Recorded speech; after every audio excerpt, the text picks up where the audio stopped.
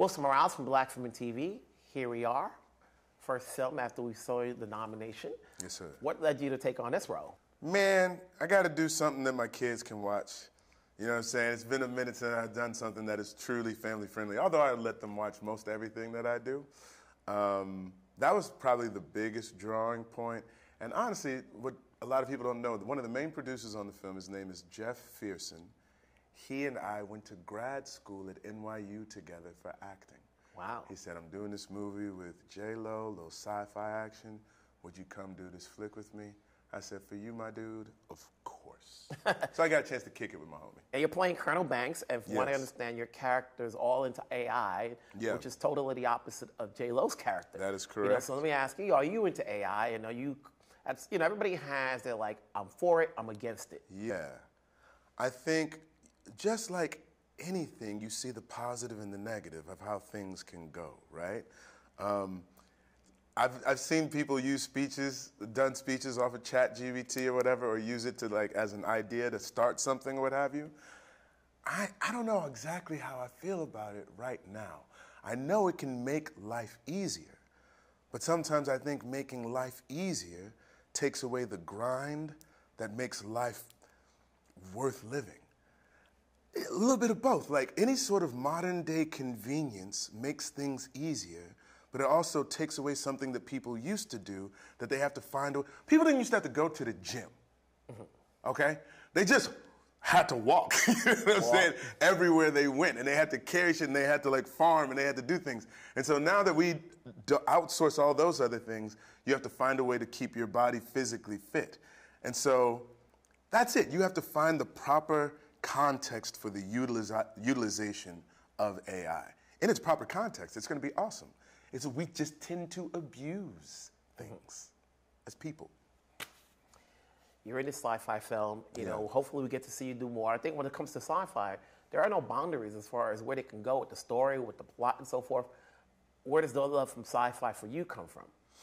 Oh man, I mean, I'm a child of the 80s, so Star Wars, Star Trek, Aliens. Like when I was thinking about this, I was like, oh, I get to be like Yaphet Kotto and Billy D. Williams, you know what I'm saying? The brothers who used to pop up in the sci-fi joints when I was a kid. It's always sort of this, what's the word that you're talking about, where you're like comparing something in the real world, but you get a chance to have a little distance from it so you don't get it. This is the most articulate interview I've given. Thank you very much. I'm starting my day. It is, I don't know the word that I'm looking for, but you're able to have a little bit of distance from society, okay? And if the word comes to you, you let me know. And you can sort of talk about things without being able to talk about them directly because people don't get offended. But when you take it to a different world in a different time, you can address it in a very specific way without people recognizing that, oh, we're actually talking about something that's happening right now in the world.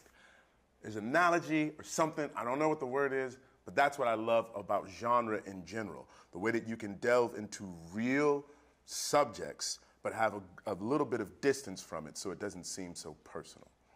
I'll come up with the word for my next interview. Sorry, I missed it on this one. You shot this when the nominations come out. You know, how is life now post-Oscar nomination?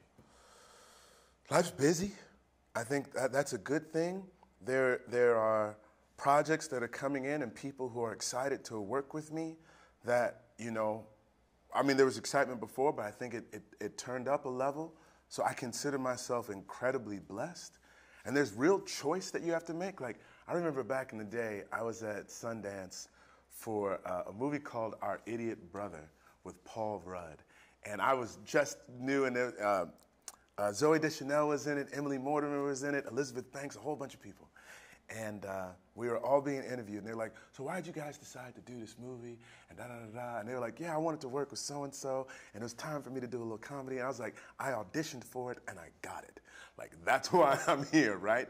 So to be in another place in your career where you actually have choice and you have to make really conscientious decisions about what the stories are that you want to tell and the reasons that you want to do it, like, it's an honor to be in that place because I know what it's like to just hope for that audition and they say yes and they like you, etc.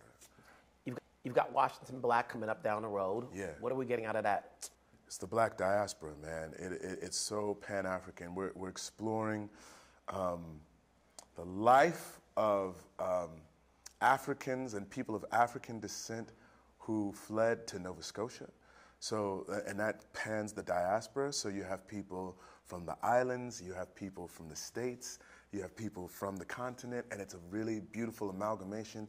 And it makes me embrace, just like, instead of concentrating on the differences of who we are, it's the totality of we all come from the same place and have similar struggles, and sort of painting us in that light. I really like it, that aspect of it. And there's a lot more too, but that's the thing that really drew me to Washington Black in the first place. But now we have Atlas, so congrats on this role. Thank you, congrats sir. on everything that's happened so far. I'm sure we'll talk down the road because you're continuing to work. Thank you, Wilson. I All right. appreciate you, brother. Take care. Right on, man.